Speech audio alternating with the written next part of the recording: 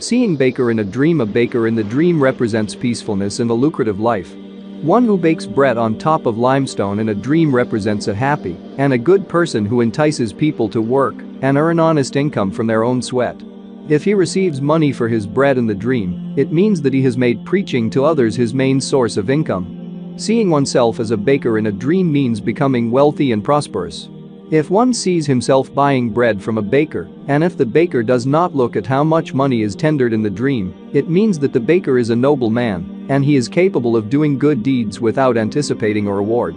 A baker in a dream also represents someone who brings benefits to others, for they all need him. Receiving a loaf of bread from a baker in a dream means earning an honest income. If one who is not a baker sees himself baking bread and selling it to people in a dream, it means that he solicits customers for a prostitute. The profession of a baker in a dream also involves talks, disputes and energy.